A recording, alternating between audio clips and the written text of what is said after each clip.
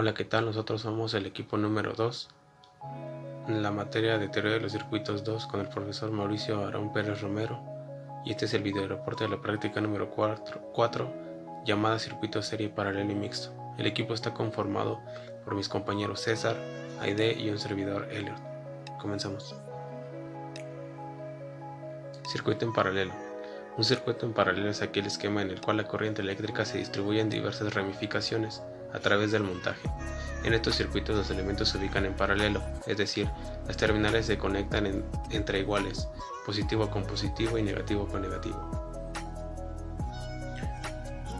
Un circuito en serie es una configuración de conexión en la que los bornes o terminales de los dispositivos se conectan sucesivamente, es decir, terminal de salida de un dispositivo se conecta a la terminal de entrada del siguiente dispositivo. En primera instancia, tomamos los materiales de la mesa, además de preparar el osciloscopio, la extensión, las resistencias y el transformador. Después, comenzamos a leer la práctica para saber el contexto de la misma. Luego comenzamos a resolver analíticamente el circuito de la práctica, obteniendo los siguientes resultados.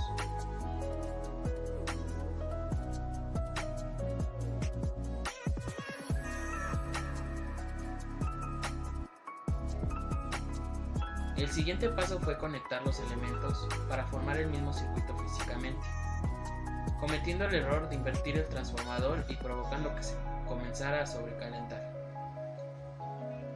Al mismo tiempo pedimos ayuda al profesor y con su ayuda pudimos resolver el problema.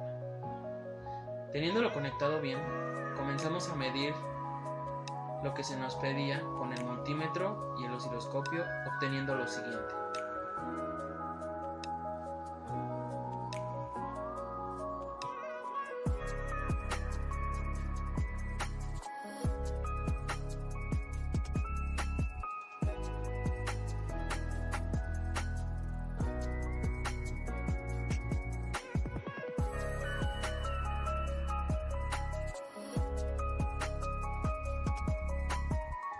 Por último, cambiamos la visualización de la pantalla en el osciloscopio y con el método de curva de Lissajous obtuvimos el ángulo de desfase entre la tensión de la fuente y la tensión del capacitor.